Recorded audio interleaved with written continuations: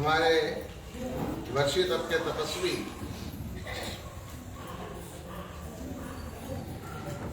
अरहम रत्न सागर जी महाराज के मुखारबिंद से पूज्य गुरुदेव आगमोद्धारक आनंद सागर सुरसर जी महाराज के संयम के बारे में सुनेंगे, क्योंकि आज का दिवस हमने संयम डे के नाम से मनाने का निर्णय लिया है और वो संयम डे आज होने से उनका जीवन संयम के मामले में कितना उच्च क्वालिटी का था वो हम इनके मुखारबिंद से सुनते हैं। चलिए अरहम सागर जी महाराज।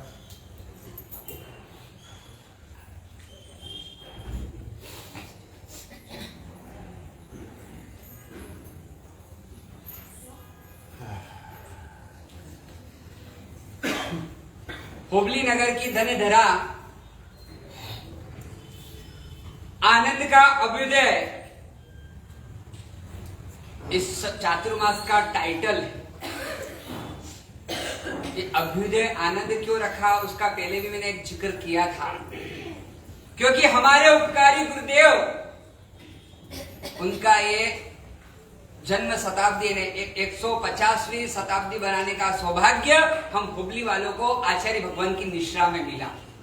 अनेकों जगह अलग अलग प्रकार से महोत्सव बन रहे हैं, चल रहे हैं। आज हमारे यहाँ पर भी कल एक महात्मा ने उनकी आचार निष्ठा के ऊपर बात कही थी।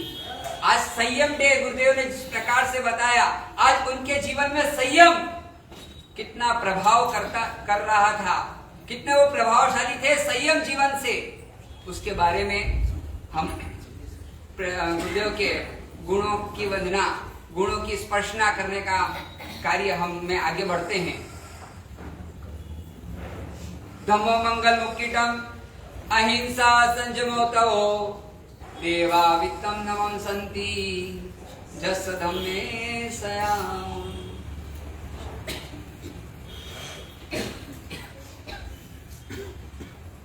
गुरु भगवान स्वयंभू सूर्य महाराजा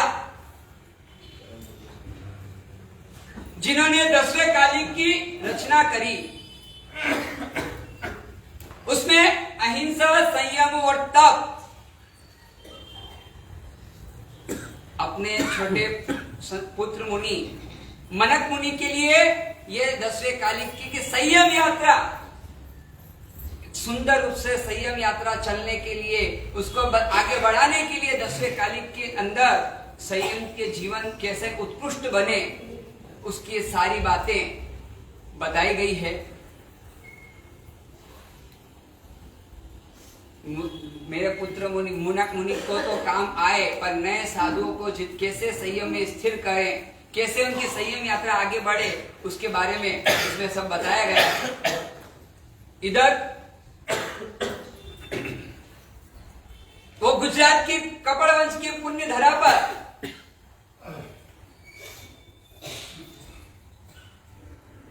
(1931) के दिन वर्ष में शुक्ल पक्ष अमावस्या, कृष्ण मिछानुराम कृष्ण पक्ष में अमावस्या के दिन, मध्य रात्रि के दिन रात्रि में पिता मगन भाई और माता यमुना देवी ने पुत्र रत्नों को जन्म दिया।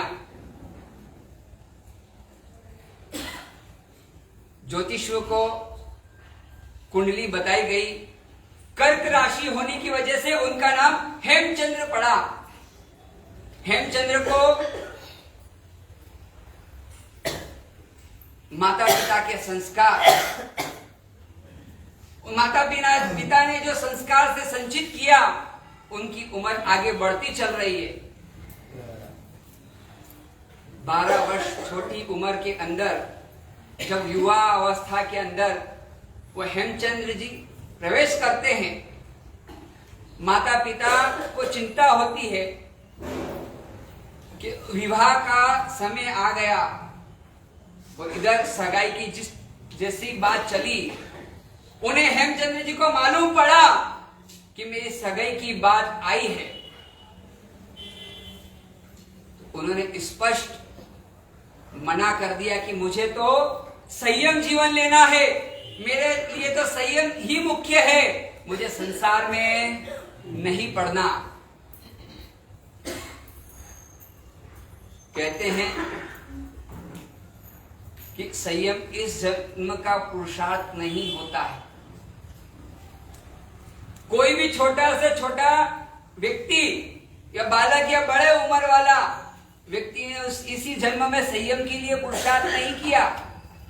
कई जन्मों तक उन्होंने संयम जीवन के भावनाएं भाई होगी, कितना पुरुषार्थ किया होगा, उसके बाद उसको इस जन्म में वो संयम जीवन ग्रहण करने का सौभाग्य मिलता है। एक बार अष्टावक्र की यात्रा कर गौतम स्वामी भगवान पधार रहे थे और वहां पर देशना हुई, क्योंकि परमात्मा की देशना में देव देवी, श्रावक श्राविका और तिर्यज भी आते हैं। गंधर्व भगवान की भी देशना में देव देवी का आगमन होता है। वहां पर एक देव त्रियंग जमरूक नाम का जो देव था, जाति का जो देव था,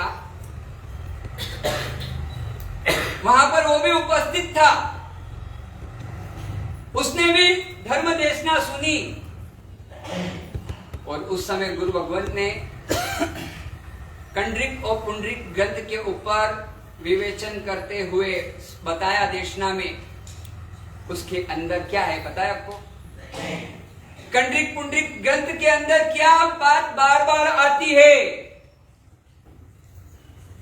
संयम संयम संयम संयम, दीक्षा दीक्षा दीक्षा। उनकी भावना में प्रकटीकरण हुआ, मुझे भी बस अब क्या करना है, संयम लेना है। तिर्यज गति में मैं संयम नहीं ले सकता, मैं देव गति में हूं, सब कुछ सामग्री मेरे पास है, हर प्रकार की शक्ति है, पर मैं नियम में नहीं बन सकता, नियम को ग्रहण नहीं कर सकता। बस संकल्प किया कि इस भाव में तो नहीं, पर आने वाले भावांतर में जब भी मेरे को मनुष्य जीवन मिलेगा उसमें तुरंत मैं क्या करूंगा, संयम ग्रहण करूंगा। एक ही राग, संयम संयम संयम। बस इधर वहां से च्यवन होकर वो देव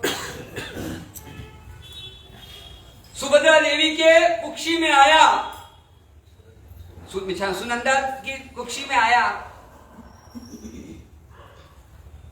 इधर जन्म होते ही सब भेले, बाकी जो भी आस पड़ोस वाले होते हैं वो बधाई देने के लिए आते हैं। ऐसे उनकी सारी सखियां उनको बधाई देने आई और एक ही बात कर रही है कि काश इसके पिता आज यहाँ उपस्थित होते तो इसका जन्म आज बहुत जाहो जलाली से खूब उत्साहपूर्वक बनाते। पर पिता ने तो क्या कर ली थी, वो धनगिरी मुनि वो दीक्षित हो चुके थे। कहते हैं ना कि संयम का बीज वहां रोपण हुआ था। इसी प्रकार आनंद सागर सुसवत जी गुरुदेव जो हेमचंद्र के रूप में अभी हैं, उनके जीवन में भी बस एक ही बात, बस मुझे कैसे संयम मिले। इधर वो ससुराल पर पता पड़ा कि मेरी एक माणिक्य कन्या के साथ विवाह तक तय हुआ है। बस वो चुपके से वहां पहुंच गए और पहुंचने के बाद उन्होंने अपने ससुर रणछोड़ दास को, जो उसके ससुर थे होने वाले, उन्होंने साफ शब्दों में कह दिया कि मुझे तो क्या लेना है, आपको लेना है। कभी आपने भावना भई हो ना, आपकी सगाई जबरदस्ती कर दी हो आप भावना सही है तो आप उसके विरुद्ध में खड़े होकर आप कोई उनका प्रतिकार करते हो क्या? कुछ नहीं, माता पिता ने कराई थी इसलिए हमने कर ली। इच्छा से करी कि अनिच्छा से करी? संयम लेने की उनकी तीव्र भावना। वो कहते हैं ना, यौवन मा पतन करावे एवो छे आस में, विषयो नो व्यसन करावे एवो छे आस में। पुण्यशालियों, वो भर उम्र जवानी में जहां शोक, मजे करने के दिन, खाने पीने के दिन होते हैं, वहां पर उनको एक ही मन में बस मुझे तो इस संसार का त्याग करना है, साधु बनना है। दिन रात एक ही बस संयम मेरे जीवन में कब मुझे मिले। वो संयम क्या रे मल से, वो मुझने क्या रे मल से, वो मुझने आजे मल से कि मुझने काले मल से। बस एक ही एक बात रटन कर रहे, संयम संयम संयम। कैसा संयम के प्रति अनुराग हो। इधर उनके जो दूसरे भाई मणिलाल, वो भी छोटी उम्र में विवाहित हुए, पर कुछ समय बाद उनकी जो जीवन संगनी थी उनका वियोग हो गया। वियोग होने के बाद उनको तो बस शुरू से जो बोलते हैं ना संस्कार मिले थे, वो सब अंदर से तो सब वैराग्यवासी थे, संयम लेने की तीव्र भावना थी। पिता ने भी उनके अंदर उसी के बीज बोए थे, उसी प्रकार से उनको संस्कार से सिंचित किया था कि तुमको इस संसार में पढ़ने के लिए तुमको पैदा नहीं किया, तुमको तो आत्म कल्याण करने के लिए ये यहां जन्म मिला है।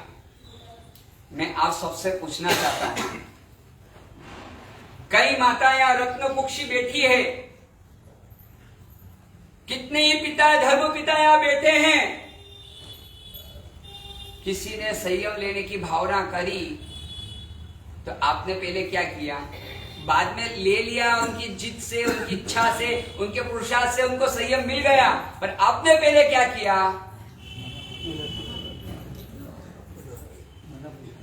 कि मुझे तो बहू लाना है, शादी करना है, पोते पोती को खिलाना है।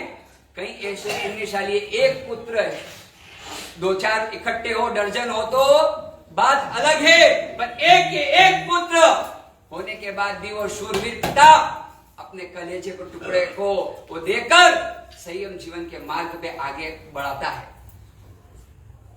बस उसी मगन भाई ने निरंतर प्रेरणा देते रहे, उनके जीवन में भी वो बोलते हैं बीज को हमेशा क्या करते हैं, पानी दिया करते हैं, तो वो बीज फफूलित बढ़ता जाता है, पेड़ आगे बढ़ता जाता है। इधर वियोग होने के कारण उनका संयम जीवन तो निष्कंठ बन गया, उनको मार्ग मिल गया। मुझे तो संयम के लिए पिता ने आज्ञा दे दी। अहमदाबाद गए, उन्होंने वहां पर बुद्धि विजय जी महाराज साहब और नेमी विजय जी महाराज साहब के पास में जाकर, नीति विजय जी महाराज साहब वहां जाकर उनके पास में क्या कर लिया? संयम ग्रहण कर लिया। वहां पर वो बने मणि विजय जी महाराज साहब। इधर भाई की दीक्षा, भाई महाराज की दीक्षा हुई तो संयम तो उनको भी लेना था, पर क्या करे, उनके ऊपर जवाबदारी थी, उनके वो माता पिता के मुआदीन में शादी करना पड़ी और शादी के कारण वो फंस चुके थे। दीक्षा तो उनको लेना ही था, बस मौका देख रहे थे। वो हेमचंद उस दिन का इंतजार कर रहे थे कि मुझे मौका मिले और मैं यहां से फुर हो जाऊं। कहते हैं ना, वो पंछी को पिंजरे में, मोह गगन के पंछी को आप बंद करके नहीं रख सकते, मोक्ष गगन के पंछी को आप पिंजरे में बंद करके नहीं रख सकते। वो तो सदा उड़ना चाहता है, खुले आकाश में फिरना चाहता है। बस समय देखा और वो आगे मुमुक्षु भाई घर से रात्रि के समय निकल पड़े, स्टेशन पहुंचकर लिमड़ी की ओर आगे बढ़े और वहां पर आगम विशारद झवेर सागर जी महाराज साहब लिमड़ी के अंदर विराजमान थे। वंदन किया, वंदन करने के बाद उनकी जो भी चर्चा हुई, मुझे तो संयम लेना है, मैं घर से भाग कर आया हूं और मुझे संयम लेना है। हमारे समुदाय में ऐसे कई महात्मा ने परिवार के विरुद्ध में जाकर कि बस आत्म कल्याण करना है, संसार तो सब मानते हैं, पर मैं तो साधु बनने के लिए आया हूं, मैं तो शाश्वत सुख को प्राप्त करने के लिए आया हूं। बस एक ही मन में विचार कर रहे थे कि ऐसी जगह जाना है जहां पर बुढ़ापा ना हो, ऐसी जगह जाना है जहां भय सताता ना हो, और ऐसी जगह जाना है जहां दुख ना हो। मुझे ऐसी जगह जाना है जहां सुख हो और हमेशा के लिए सुख हो। मोक्ष पद को प्राप्त करना है। कैसे मिलेगा? चल रास्ते में पड़ा है, रास्ते में आपको मोक्ष मिलेगा, उसके लिए क्या करना पड़ेगा? श्रवण जीवन को स्वीकारना पड़ेगा।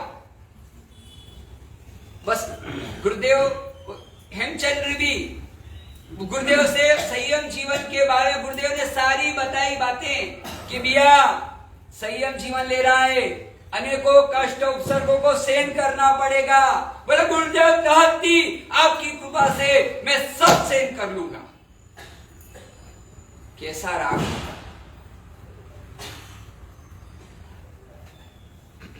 कैसा वो जीवन में संस्कार प्राप्त किए होंगे संयम जीवन के। गुरुदेव ने सारी बात बताई, हेमचंद्र भी तैयार हो गया और क्या हो गई? दीक्षा हो गई। अब गुरु सानिध्य में उनके चरणोपासक बनकर कई शास्त्रों का अभ्यास, गुरु अयावज अनेकों ग्रंथों का स्वाध्याय करते हुए आत्मसंयम जीवन में आगे बढ़ते गए। अब यहां उनको वैराग्य का बोलते हैं, एक व्यक्ति को निमित्त मिलता है। आपको कितने निमित्त मिले होंगे भैया? इस संसार रूपी दलदल को छोड़ने के कितने निमित्त मिले? पहले के समय में बोलते ना, वो कांच के सामने जाते, देखते कि बस एक बाल सफेद आ गया है, अरे दूध आ गया है, अब जाने का समय आ गया है।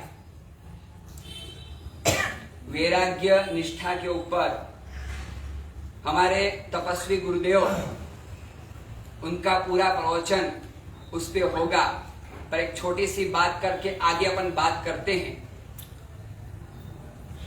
एक बार हनुमान जी झरोखे में विराज बैठे थे, सतरंगी धनुष बादल में प्रकटा और एक जोरदार पवन का झोंका आया, उसको निहार रहे हैं हनुमान जी। और देखते देखते वो हवा के झोंके से वो सतरंग बिखर गए। बस निमित्त मिल गया, जीवन में टर्निंग पॉइंट आ गया। आपको कितने निमित्त दिए? कुदरत ने कितने निमित्त दिए, पर भी हम तो ठस से मस नहीं हुए।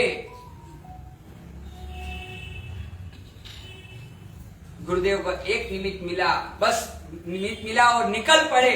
जिस प्रकार नंदी सेन मुनि संयम लेने की तीव्र भावना पर प्रजाजन माता पिता के आग्रह से वो नहीं निकल पा रहे थे, तो भी वो बिना उसके रात्रि को निकले। आकाशवाणी हुई कि भैया संयम तो नहीं लेना है, क्योंकि तो वापिस क्या आना पड़ेगा, भोगावली कर्म का उदय तुझे वापिस सही संसार में लेके आएगा। पर भगवान के पास वो नहीं माने और वहां गए। भगवान ने भी उनको यही बात बताई, बोले 12 वर्ष का संयम जीवन की आराधना करने का मुझे लाभ मिलेगा।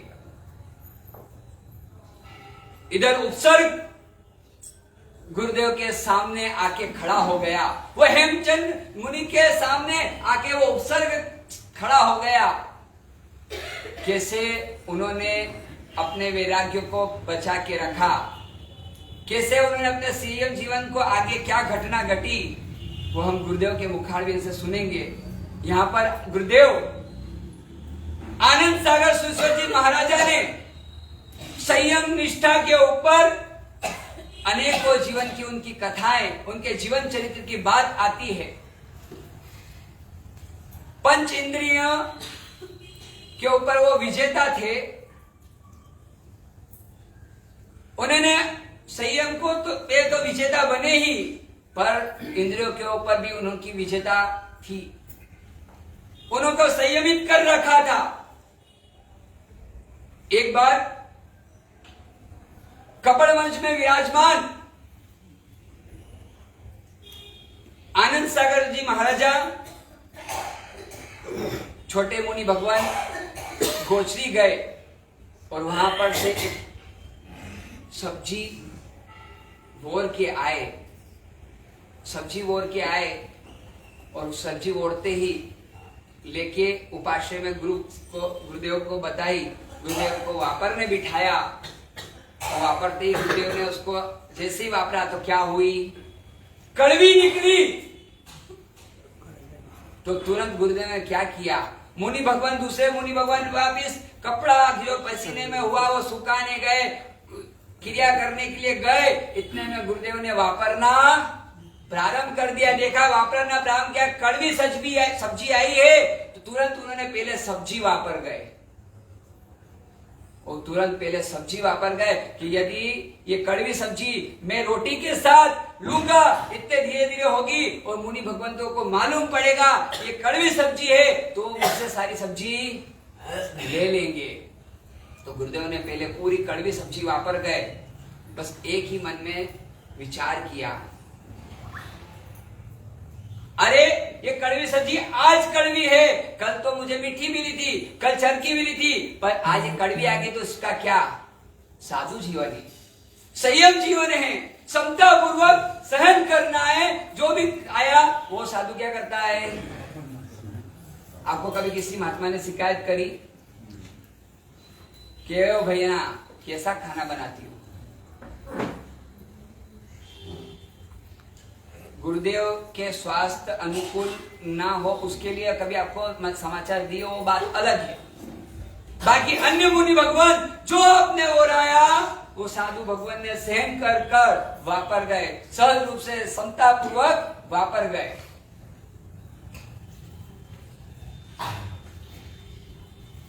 एक प्रसंग चाय का भी आता है। वो चाय के अंदर शक्कर की जगह क्या डल गया, आपके डला कभी। हमारी बहनों ने कभी, पहले तो क्या लाइट की ये सब उपयोग नहीं होता था, तो कभी गलती से शक्कर की जगह नमक डाल दिया होता। आपने कैसा किया, क्या किया होगा, वो सहज रूप से पी गए, क्या किया, अरे शक्कर कम होती है तो हमारा पारा ऊपर चल जाता है, हाई हो जाता है।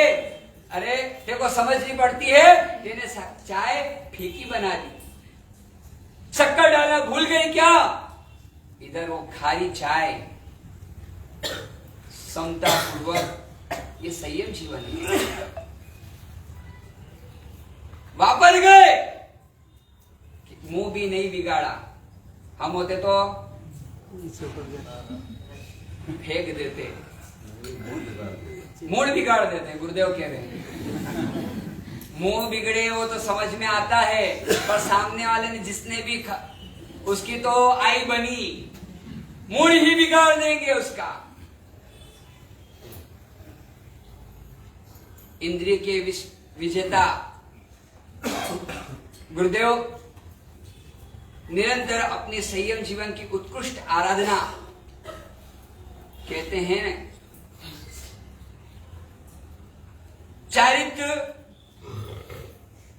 चारित्र को देखकर उन चोरों की चारित्र की बातें सुन उन चोरों की भी आत्मा पिघल गई थी।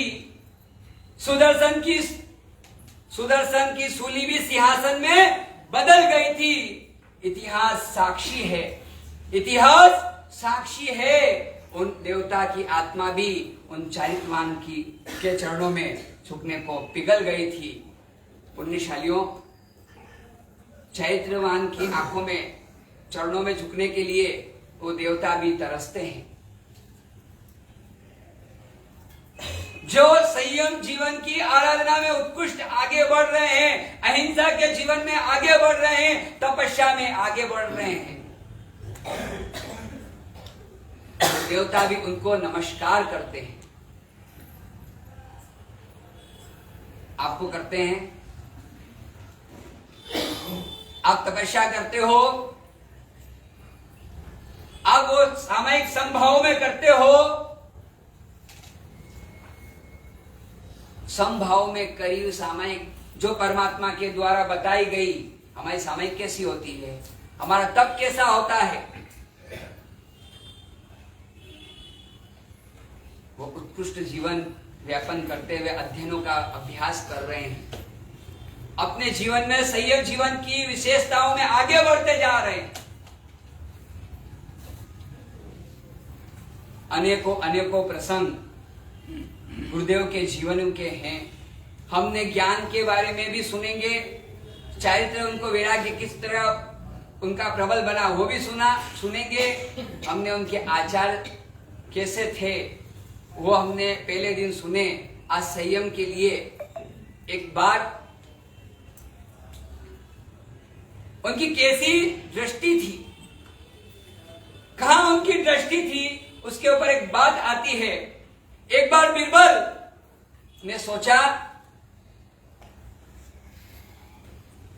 कि आज चलो,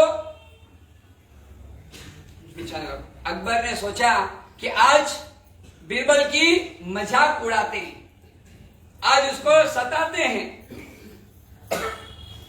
उन्होंने कहा, बीरबल मुझे एक सपना आया, गई रात को एक सपना आया, हम दोनों जा रहे थे और जाते जाते दो गड्ढे आए, उन दो गड्ढे में हम दोनों गिरे। एक गड्ढे में तू गिरा और एक गड्ढे में मैं गिरा। एक गड्ढा शहद का था और एक गड्ढा विष्टा का था।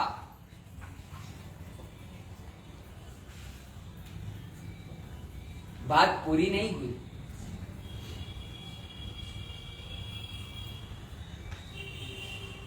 इधर बीरबल बोल पड़ा बीच में, अरे जहांपना, मुझे भी कई रात को एक सपना आया था।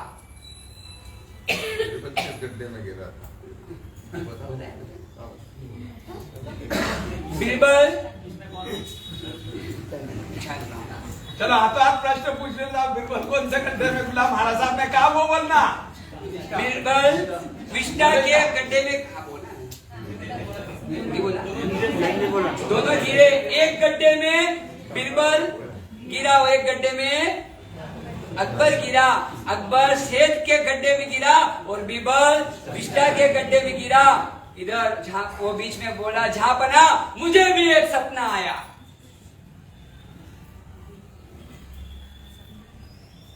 बोले कि माना, आपने बताया ये बात सही है कि मैं विष्टा के गड्ढे में गिरा और आप शेत के गड्ढे में गिरे थे, दोनों बाहर निकले।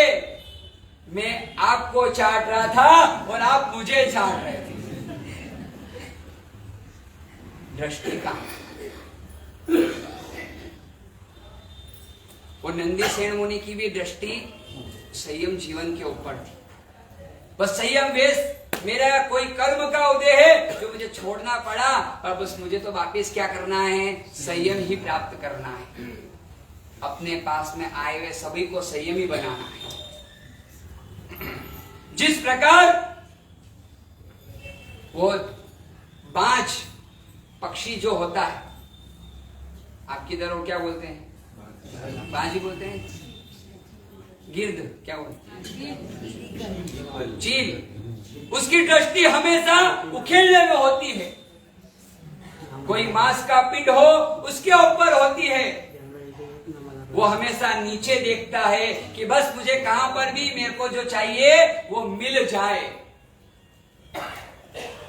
और एक धरती पे रहने वाला हंस, उसकी दृष्टि हमेशा ऊपर होती है। उसी प्रकार हमारे गुरुदेव की भी दृष्टि बस कैसे भी करके संयम जीवन को उत्कृष्ट बनाना है, संयम जीवन की आराधना में आगे बढ़ना है। उनके जीवन के मैंने बताया अनेकों प्रसंग है, पर वो गाड़ी भागती जा रही। उन्होंने अपने संयम जीवन में इतना पवित्र जीवन जिया, जिनके हर शब्द थे श्लोक के समान। जहां रखे कदम वह बना तीर्थ धाम। जिन शासन में फिर से फूंक दिए थे उन्होंने प्राण, भूत न भविष्य, ऐसे आनंद सागर गुरुदेव थे हमारे। ऐसे महान व्यक्तित्व का आज गुणावत सभा का ये दूसरा दिन। उनकी संयम निष्ठा, कभी भी उन्होंने जीवन में डोली का उपयोग नहीं किया। स्वास्थ्य बिगड़ा तो स्थिरवास ले लिया। अपने जीवन में कभी आधा कर्मी बोझिका को वापरी नहीं। आगमों का संशोधन किया, पर कभी भी, अभी तो लाइटें आ गई, उस समय दीपक और वो कैंडल क्या बोलते हैं आप, जो घासलेट से चलते थे, फाणस, उनका भी कभी जीवन में उपयोग नहीं किया। आपके हमारे मालवा में और मारवाड़ी में थोड़ा फर्क पड़ जाता है, इसलिए थोड़ा मैं प्योर मालवी हूँ तो आपका थोड़ा कंफ्यूजन हो जाता है। जीवन में कभी भी उपयोग नहीं किया उन्होंने। कभी भी अपने नाम के आगे विशेषण नहीं लगाया। वो आगमोद्धारक कहलाए, करुणा के सागर कहलाए, ज्ञान सरस्वती पुत्र कहलाए। अनेकों उपमा से उनको नवाजा गया। कई लोगों ने उनको अनेक पदवियां दी, पर उन्होंने सिर्फ आनंद सागर, उसके अलावा कुछ भी आचार्य, मुनि, व्यावाच कुछ भी नहीं लगाया।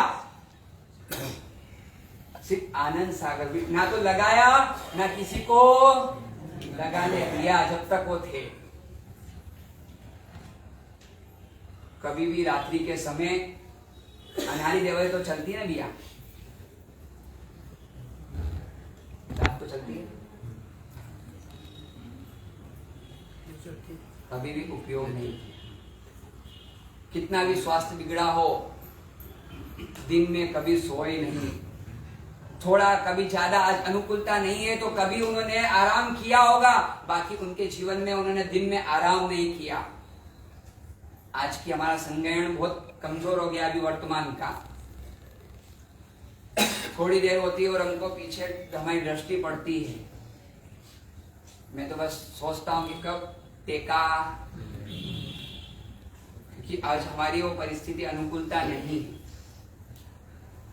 कभी भी जीवन में दीवार का टेका नहीं लिया। अंत समय में भी समाधि मरण जब वो अनशन उन्होंने ग्रहण किया था, तब भी कैसे थे वो? दीवार के सारे अच्छे मेरे शरीर के टेके वेके लगा के बैठे नहीं।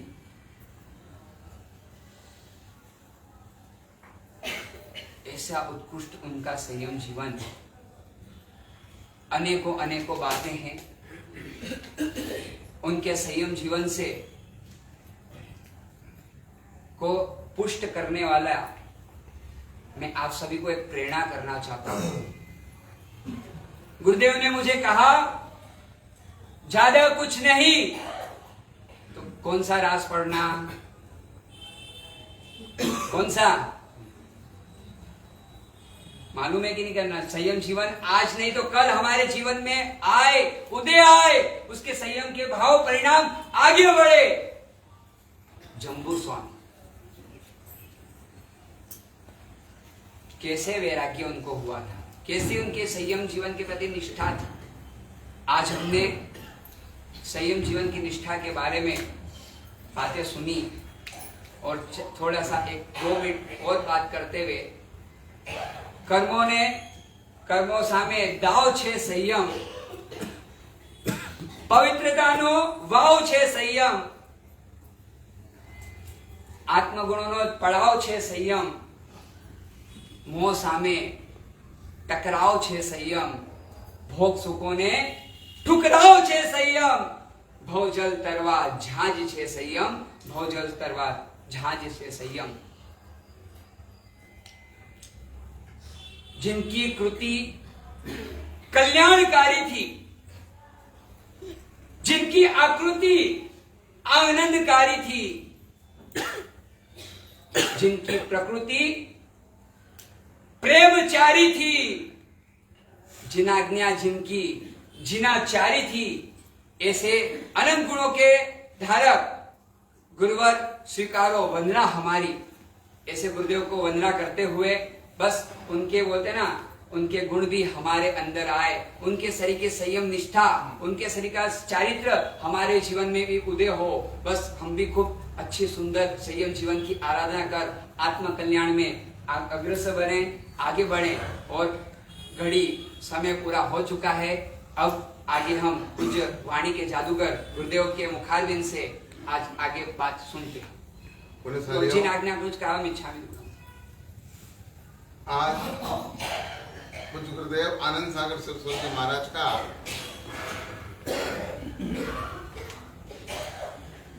150वां जन्मदिन हम मना रहे हैं। उनके जन्म निमित्त हमने कुछ कार्यक्रम आयोजित किए हैं। उसमें एक ओपन बुक एग्जाम उनके कुछ प्रसंगों पर कॉमिक्स के माध्यम से आयोजित की गई है और वो आप लोगों ने, कई लोगों ने ली है। आज सुबह ही पता चला कि आप प्रश्न पत्र तो ले गए हैं, मगर जिसमें आपको उत्तर लिखना है वो उत्तर पत्र आपके यहीं रह गए। आया ऐसा उत्तर पत्र? नहीं आया। टाइम में लिखोगे? किसी ने मुझे आज तक अलग पेपर बना के लिख दो, मैं ऐसा काम जगह तो आज रखा आज पेड़ी में वो रखा है। अभी सुबह सुबह ही पता चला।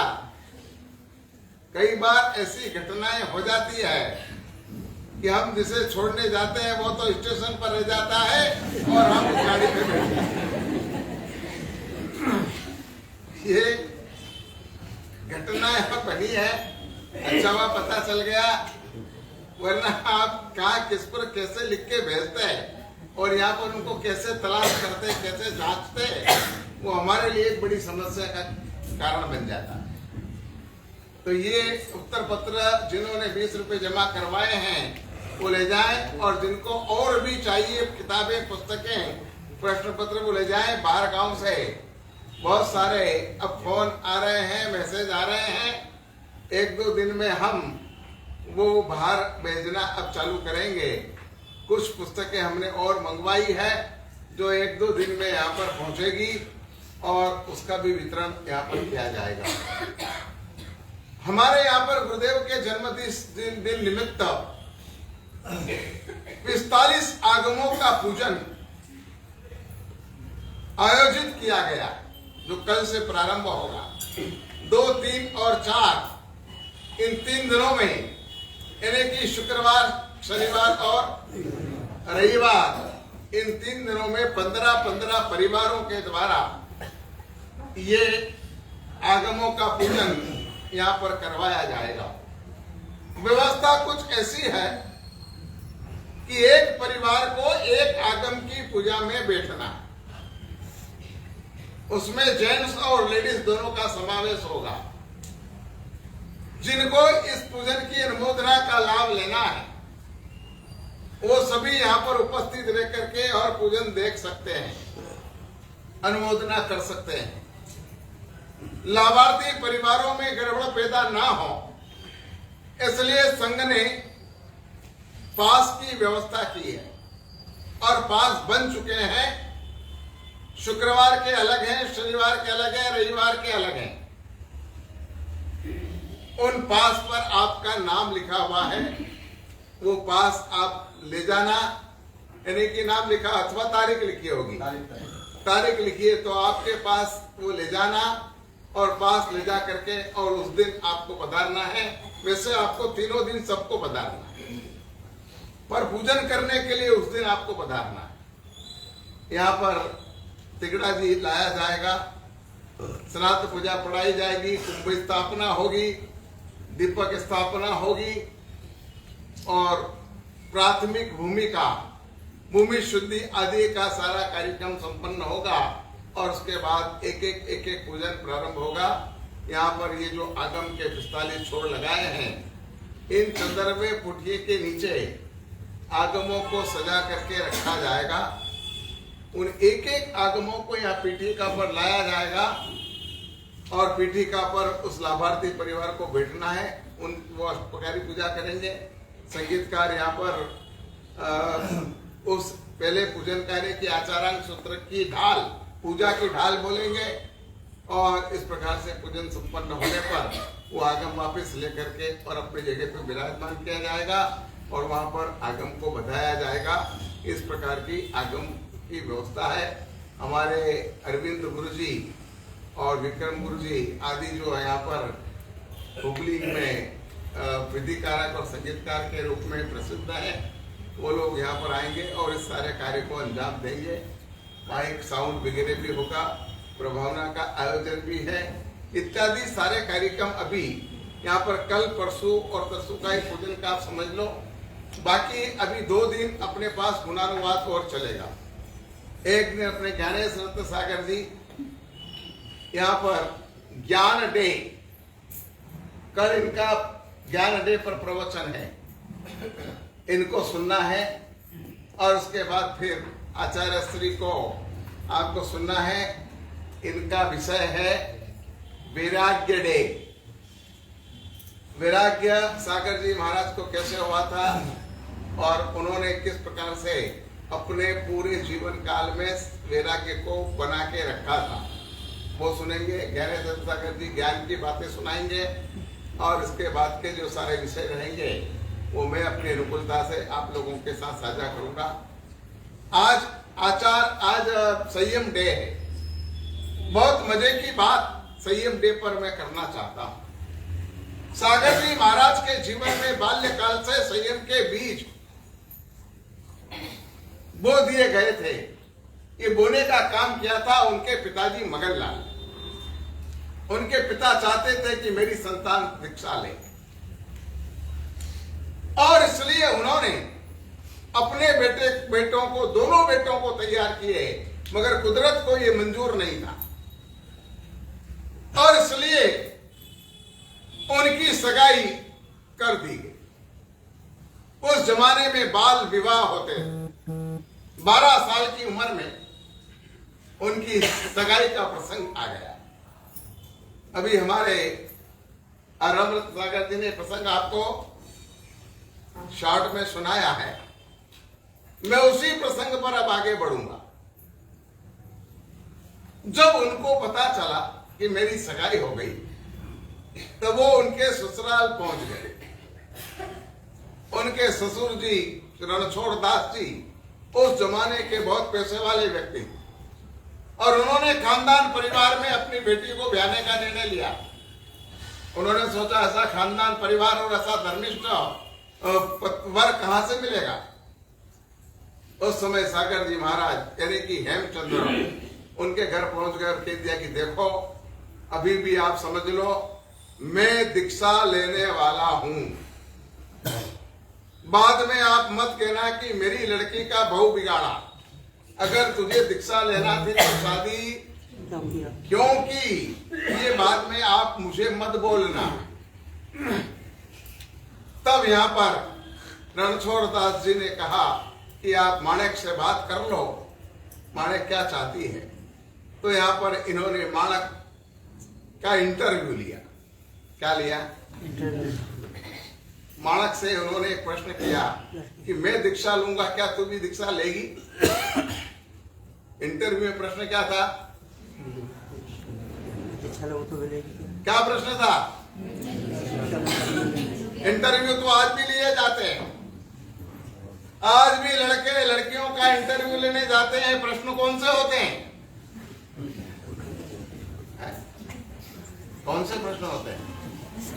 अब तुम ये मत समझना कि हम कुछ समझ जानते नहीं हैं। तुमसे दूर रहकर भी हम तुम्हारी सारी हरकतों से वाकिफ हैं। अभी एक लड़का एक लड़की का इंटरव्यू लेने गया था।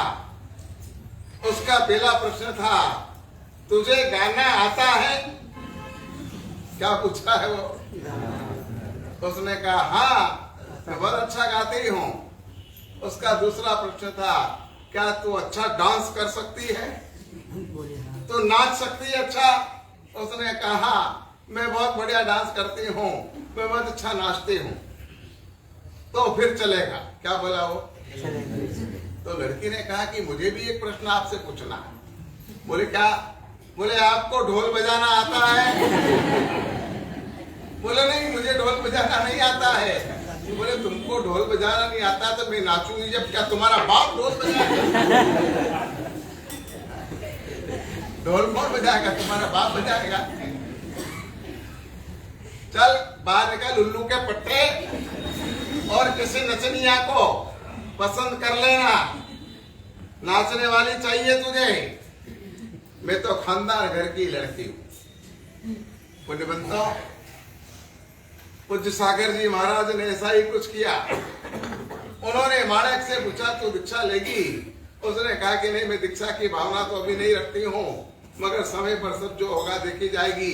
पर शादी करूंगी तो आपके साथ ही करूंगी। और फिर उनका विवाह हुआ। शादी के बाद उनका विवाह भी हो गया।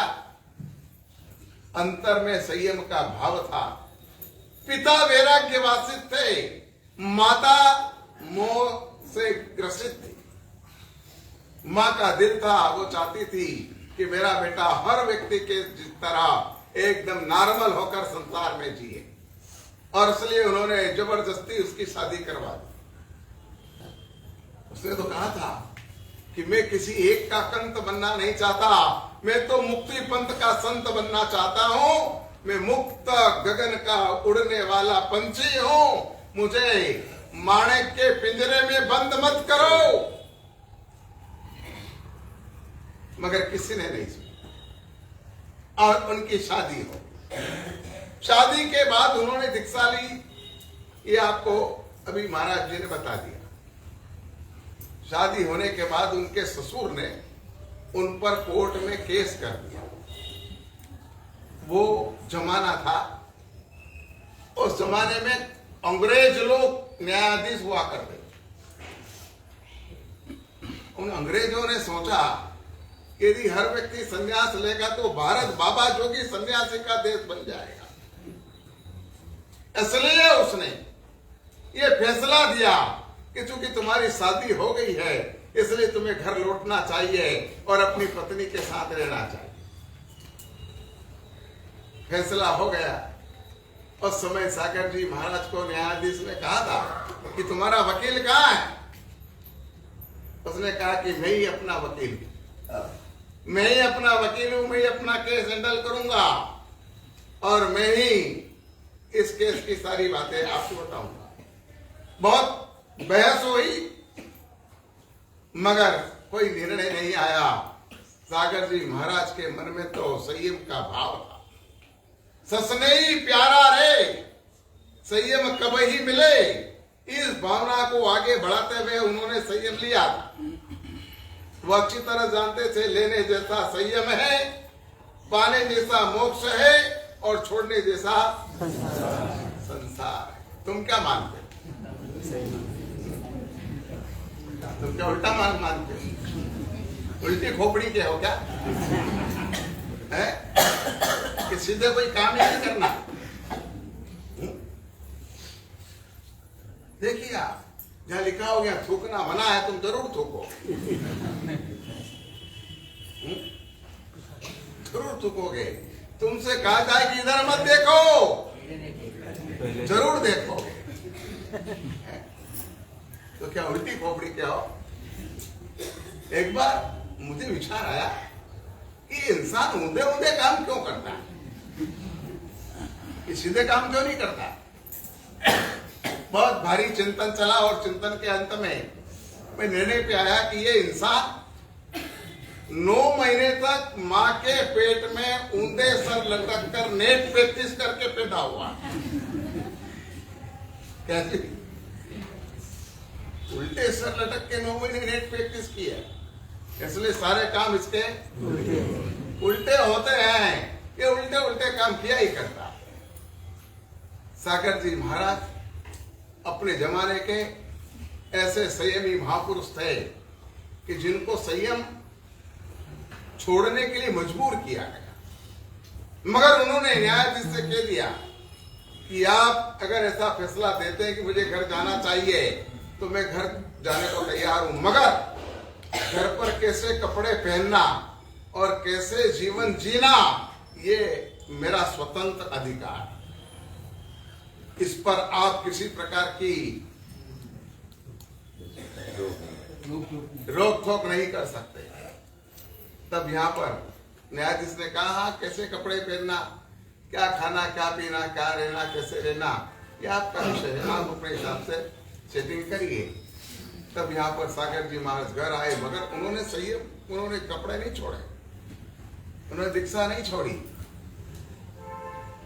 वो संयम में रहे और संयम में रहकर अपनी आराधना साधना सारे दिन करते रहते। वो माणक उनको बहुत समझाती रहती कि अब क्या है ये सब नाटक, बंद करो, मेरे साथ रहो, क्यों मेरी जिंदगी बिगाड़ने पर तुले हो।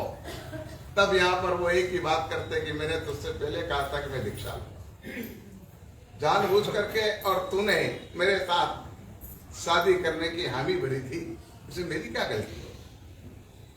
मैं 18 साल की राह देख रहा हूं, मैं बालिग होने के बाद तत्काल संयम लेने के लिए चला जाऊंगा, क्योंकि इस वक्त नाबालिग थे और इसलिए कोर्ट ने ये फैसला दिया था कि चूंकि आप स्वतंत्र निर्णय नहीं कर सकते हो, आप नाबालिग हो, इसलिए आपको घर जाना पड़ेगा। तब यहाँ पर उन्होंने कहा कि मैं बरोबर उम्र का हो जाऊंगा, बालिग हो जाऊंगा तो मैं यहाँ से चला जाऊंगा, पर तब तक मुझे संयम छोड़ना नहीं है। ये उनके जीवन की संयम परिणति थी। वो घर में रहकर भी पात्र में खाते थे, वो घर में रहकर भी अपने लिए बनाई हुई गोशी नहीं वापरते, वो घर में रहकर भी माणक से बरोबर दूरी बना के रखते थे। अब विचार तो करो कि पत्नी के साथ रहना और संयम को पुष्ट बनाना क्या सरल है? सारे दिन रात माणक उनके साथ रहते, मगर उन्होंने अपने मन को नहीं बिगाड़ा। वो तो स्थूलभद्र और कोशा की तरह रहा करते थे। उनका जीवन कुछ इस प्रकार का संयम जीवन था, मगर एक दिन उनको ऐसा लगा कि अगर इस तरह रहूंगा तो अभी तो मेरी उम्र 12 साढ़े 12 साल की है, 18 साल तक मैं टिक नहीं पाऊंगा, इसलिए मुझे कुछ करना चाहिए, मुझे कुछ करना चाहिए। उन्होंने कहीं पढ़ रखा था कि शेर जब हमला करता है पीछे हटता है और फिर आक्रमण करता है, तो मुझे पीछे हटना पड़ेगा। एक दिन सुबह उन्होंने अपने ये कपड़े उतार दिए और घड़ी करके एक तरफ रख दिए। माणक से कहा कि माणक, आज मैंने संयम का वेश उतार दिया, अब मैं तेरे साथ रहूंगा। वो साथ में रहते थे, मगर उन्होंने कभी अपने ब्रह्मचर्य को खंडित नहीं किया। माणक के साथ वो रहते थे, मगर कभी संसार की आसक्ति में वो नहीं डूबे। वो उस दिन की राह देख रहे थे कि कब मुझे अवसर मिले और कब मैं संयम लूं, कब मुझे ऐसा अवसर मिल जाए और मैं संसार के नाते रिश्ते फिर से तोड़ के निकल जाऊं यहां से। और एक समय उनको मिल गया। उन्होंने माणक का एक आभूषण टूट गया था, तो उन्होंने कहा कि मैं तेरे लिए अच्छा आभूषण बना के अहमदाबाद से लाता हूं। कपड़वंज अहमदाबाद में बहुत ज्यादा लंबी दूरी नहीं है। तब माणक ने वो आभूषण दे दिया और उनको अहमदाबाद जाने की छूट मिल गई। नहीं तो वो तो घर में नजर कैद थे, उनको कोई कहीं जाने नहीं देता था कि इसको अगर छुट्टा छोड़ देंगे फिर भाग जाएगा। और वो उनको छूट मिल गई। वो पिता मगन भाई के साथ अहमदाबाद चले गए और अहमदाबाद जाकर उन्होंने वो आभूषण सुधराने का कहा। और उस दरमियान वो आभूषण 5 दिन में सुधरने वाला था। वो जाकर ठहरे विद्याशाला में, और विद्याशाला में जाकर के और सोए हुए। तब यहाँ पर रात को उनका चिंतन बहुत चला कि मैं क्या करूं, दीक्षा ले लूं, अभी भी वापस में बालिक तो नाबालिग तो हूं ही, बालिक नहीं बना हूं, पर क्या किया जाए। और ये सोचते सोचते आधी रात बीत गई और जब सवेरा हुआ तो वो सोए हुए थे। वहां पर एक श्रावक प्रतिक्रमण करने आया। सुबह सुबह उसने देखा तो सोए हुए थे। उन्होंने देखा ये कौन है, तो हेमू है, इसने पहले दीक्षा ली थी और फिर दीक्षा बाद में इसको कोर्ट के आर्डर से छोड़ना पड़ी। तो उस श्रावक ने उनको जगाया और जगाया, कहा कि हेमू सब गया, दीक्षा गई मतलब सब गया, प्रतिक्रमण नहीं करना तुझे, सवेरा हो गया। उस समय उस श्रावक ने उनसे कहा कि तुम जम्बू स्वामी का चरित्र पढ़ो। श्रावक भी उस समय कैसे विद्वान होंगे, कैसी सलाह दे देते थे। और उन्होंने जम्बू स्वामी का चरित्र प्रारंभ किया और जम्बू स्वामी ने अपने जीवन में संयम लेने के लिए और संयम को पुष्ट बनाने के लिए कितने कैसे प्रयास किए, उन सब बातों को सुनकर और वो उसी तीसरे दिन वहां से लिबड़ी चले गए और लिबड़ी जाकर फिर से उन्होंने संयम स्वीकार किया। जवेद सागर उनका उनके गुरु थे और गुरु के पास जाकर उन्होंने संयम का स्वीकार कर लिया। वालियों, बहुत सी बातें हैं, मगर इन सब बातों को हम अभी आपको बता नहीं सकते, मगर जब अवसर आएगा तो बताएंगे। आइए कल सुबह फिर हम मिलते हैं। अभी धीरे धीरे आपकी गाड़ी थोड़ी लेट होने लग गई है, थोड़े थोड़े आप लेट हो रहे हैं और घड़ी का कांटा आगे बढ़ जाता है। अगर आप समय चाहेंगे तो आपको हम ज्यादा से ज्यादा अच्छी बातें सुना सकेंगे, इसलिए थोड़ा उत्साह बनाए रखें और थोड़ा समय से आने का प्रयास करें तो ज्यादा अच्छा रहेगा। आइए कल सुबह फिर मिलते हैं सुबह 9 बजे। आज अपने तपस्वियों को चौथी बारी प्रारंभ हो रही है, उनको 4 उपवास है। सभी तपस्वी साता में हो ना,